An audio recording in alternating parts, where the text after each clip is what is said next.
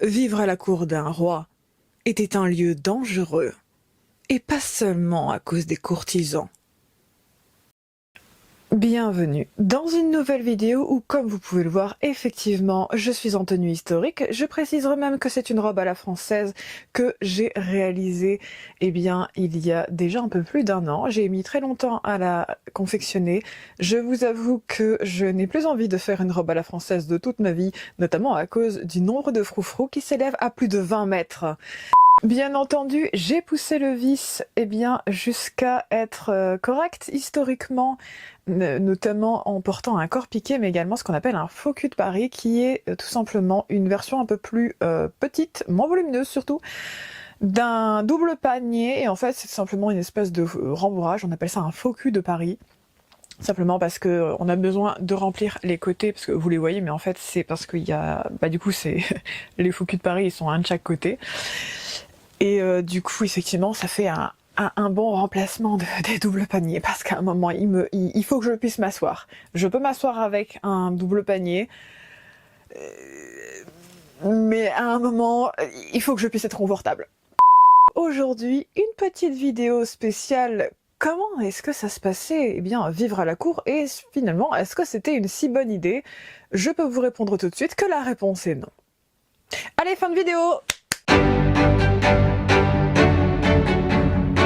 Vivre dans la cour d'un roi, ce n'était pas spécialement une très bonne idée. En soi, il y a le côté, oui, c'est plaisant, etc., de vivre à la cour, d'avoir les faveurs du roi, mais d'un autre côté, et même de bien des manières, de bien des côtés, il y avait beaucoup de raisons pour lesquelles c'était pas spécialement une bonne chose d'être dans les petits papiers du roi, et surtout, ce n'était pas forcément une bonne chose de vivre à la cour, tout simplement parce que, et en premier lieu, il fallait faire en sorte de plaire au roi constamment.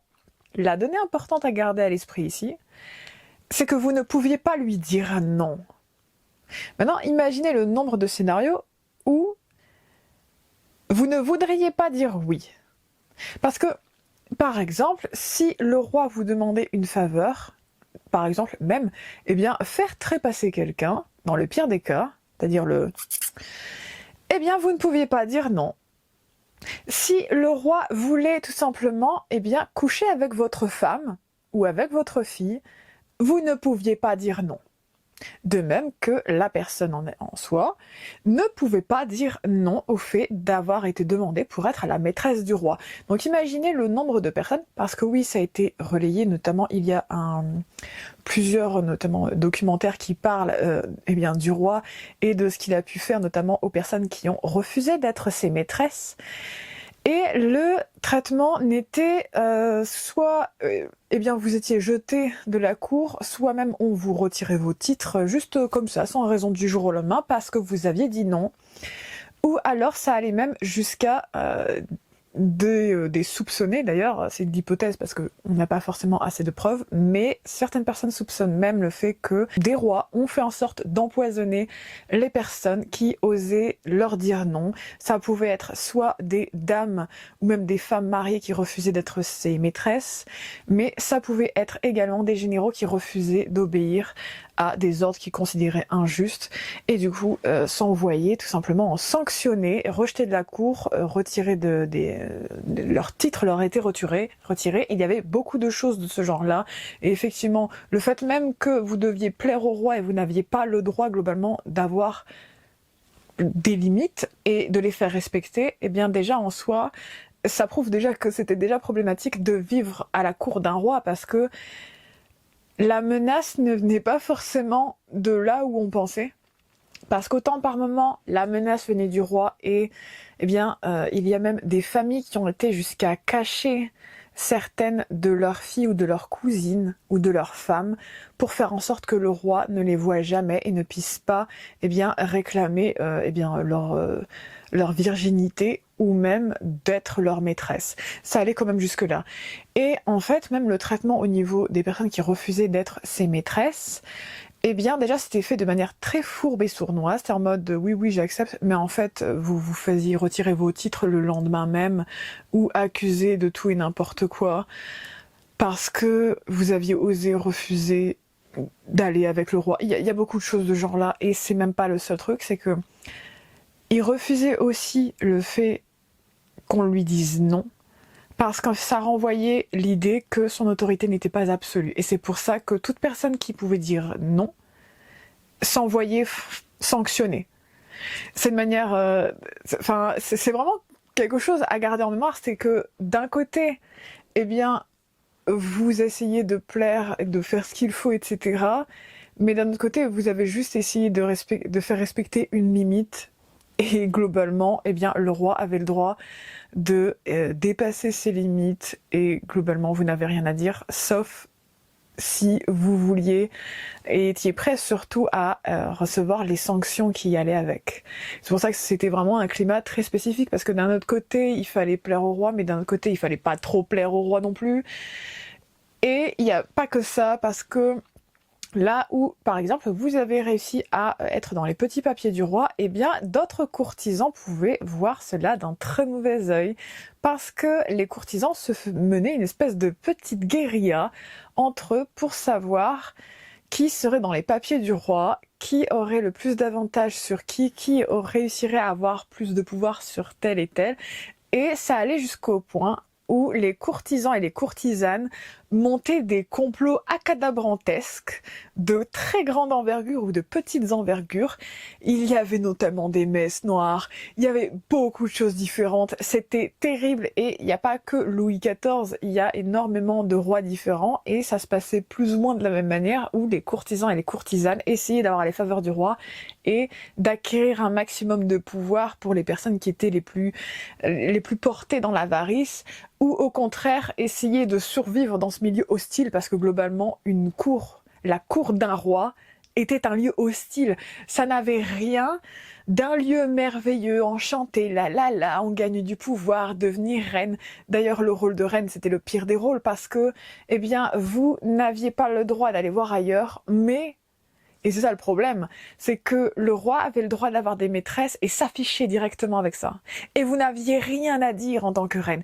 D'ailleurs, c'est pour ça que je pense que le pire des statuts, c'était celui de reine et de princesse, parce que globalement, non seulement on vous marchandait comme du bétail, mais qu'en plus, eh bien, les personnes avec qui vous alliez vous marier allaient forcément vous tromper pour la plupart, et dans son bon droit en plus. C'est-à-dire que l'Église même voyait ça comme tout à fait normal, que les rois et les princes aillent à droite, à gauche, limite vous aviez l'impression que si vous lui serriez la main, c'était pas très loin que vous attrapiez des maladies, parce que globalement c'est aussi pour ça qu'il y avait un médecin du roi qui auscultait les maîtresses notamment. C'était pour s'assurer que, à force de traîner à droite, à gauche, il attrape rien. Et il y a beaucoup de choses dans ce genre-là, et franchement quand on commence à fouiner un petit peu dans comment ça se passait vraiment à la cour, c'est un souhait qui est tout sauf enviable. Parce qu'il y avait vraiment à la fois le risque de maladie, parce qu'il y avait quand même beaucoup d'épidémies dans ces moments-là. Il y avait quand même la grande suette, etc. Les grandes fièvres, les pestes, etc., etc. Et vous aviez aussi des moments où il y avait des espèces de complots d'influence, de petites guérillas entre différentes familles qui essayaient d'avoir plus de pouvoir sur d'autres. Il y avait vraiment énormément de choses qui relevaient de ce niveau-là. Et au final, vous étiez au milieu, à vous demander ce qui allait se passer, à essayer de tirer votre épingle du jeu, ou même ne serait-ce que survivre. Par moment, juste parce que vous aviez un titre, vous étiez obligé d'aller à la cour. Et à moins que le roi décide de, ne pas avoir besoin de vous à la cour, vous étiez forcé de rester dans un milieu excessivement hostile de part et d'autre, où il y avait des guerres de pouvoir à droite à gauche, chacun voulait un peu plus, voulait s'accaparer des biens des uns et des autres. Vivre à la cour, c'était un coupe-gorge, ça n'avait rien de plaisant, ni d'un rêve, ni de quelque chose de merveilleux tout plein, où tous vos rêves se réalisent globalement. Autant vous pouviez tirer votre épingle du jeu, autant vous pouviez sombrer dans la pire des décrépitudes. Juste pourquoi? Pour avoir battu un peu plus longtemps votre évent. Il y avait vraiment pour presque rien, juste ne serait-ce que même que le fait d'être un peu plus attirant que l'un ou l'autre, vous attiriez les foudres des uns et des autres qui étaient dans la jalousie pure. Et il y avait une espèce de mélange étrange de ce genre-là, où au final, c'était à qui survivrait. Bon, le roi, clairement, était celui qui s'en tirait le mieux, même s'il y avait quand même beaucoup de forcément de heurts par rapport à ses politiques, à ses dépenses, surtout au niveau économique. Enfin, on se sait, c'est ce qui a d'ailleurs mené à, eh bien, la Révolution française. Notamment, c'est tout simplement qu'il y avait beaucoup trop de dépenses, le peuple était affamé, il y avait beaucoup de choses. Et il y avait notamment des guerres d'influence à qui réussirait à avoir le plus de pouvoir. Il fallait également bien vous marier. Quand vous étiez surtout une femme, vous étiez censé trouver un bon mari, ou surtout et principalement les familles négociaient pour voir selon le statut des uns et des autres, ou le nombre de terres et de titres que les uns avaient, avec qui se marier sa fille ou sa cousine pour que ça rapporte un maximum à la famille. Il y avait vraiment une espèce de truc très étrange. Et en plus, il fallait voir si, ne serait-ce que le mariage allait être un bon mariage. Parce que, outre le fait que la famille du futur marié pouvait être une bonne famille, il fallait aussi vous assurer que la personne soit fidèle ou pas. Il y avait beaucoup de personnes qui trahissaient les uns et les autres, qui se mariaient pour au final faire trépasser leurs époux, leurs épouses par la suite pour réussir à avoir un héritage de la part des autres familles. Il y avait vraiment un truc, c'était très étrange et sincèrement, c'était un climat où la menace était perpétuelle. Vous deviez également vivre avec l'idée que tout puisse s'arrêter à n'importe quel moment, même alors que vous faisiez tout extrêmement bien, aussi bien que possible, simplement parce que, comme je l'ai dit en premier lieu, le roi pouvait vous retirer vos titres pour tout et n'importe quoi. Ne serait-ce que même parce que ça lui était donné dans la tête que vous l'aviez regardé d'une manière qui ne lui plaisait pas. Et il y avait beaucoup de choses de ce genre-là. Et c'était vraiment vivre dans une perpétuelle crainte que la calomnie vienne pour rien. Outre même le fait de vivre dans l'idée constante que, pour un oui ou pour un non, ou juste parce qu'une famille jalousait la vôtre, elle pouvait décider de monter un complot contre vous, vous faire accuser pour X ou Y raison. Il y avait aussi le fait d'avoir peur que, dans un couloir du château ou même dans les dédales des jardins, n'est-ce pas, du château, quelqu'un pouvait essayer de vous supprimer. Et quand on commence à réfléchir un peu sur à quel point c'était un lieu quand même excessivement dangereux, parce que même si encore vous étiez accusé de comploter par exemple contre le roi parce qu'une famille X ou Y avait essayé de vous faire accuser, vous pouviez soit avoir un interrogatoire classique, soit avoir un interrogatoire avec des méthodes un peu plus barbares, je dirais.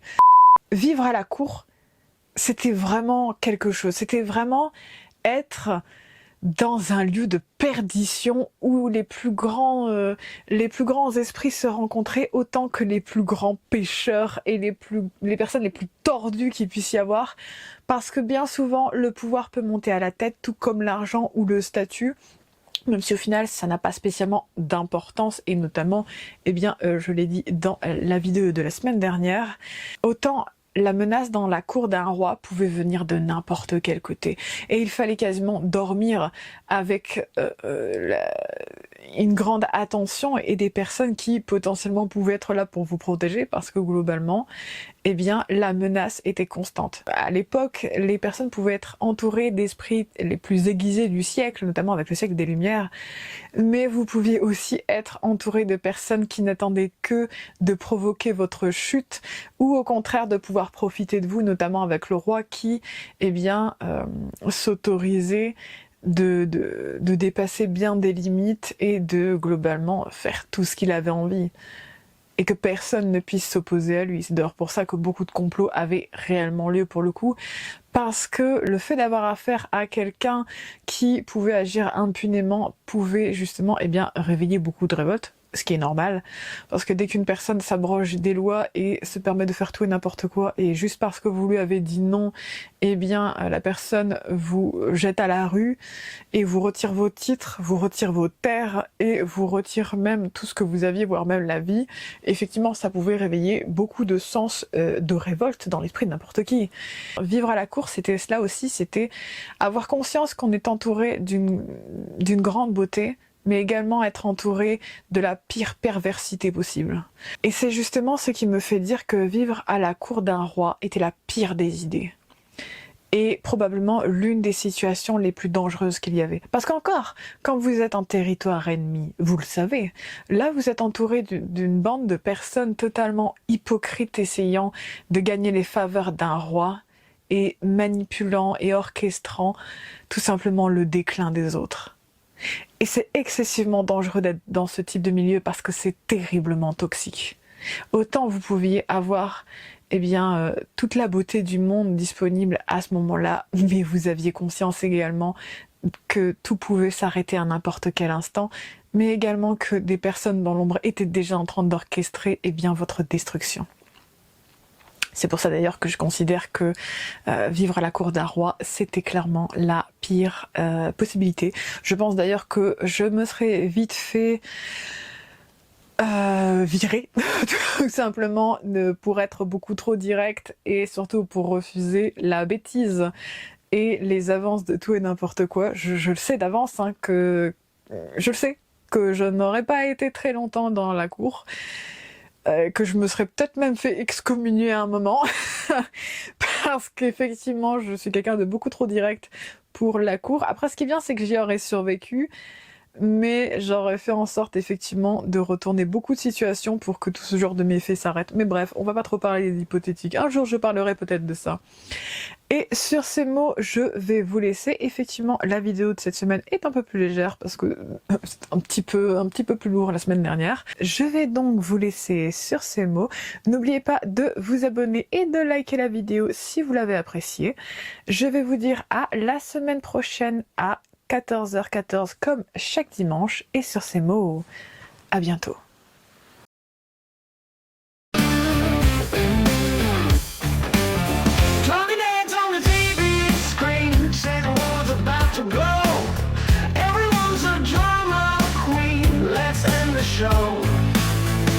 Press the button, stop the chatter, let's see what we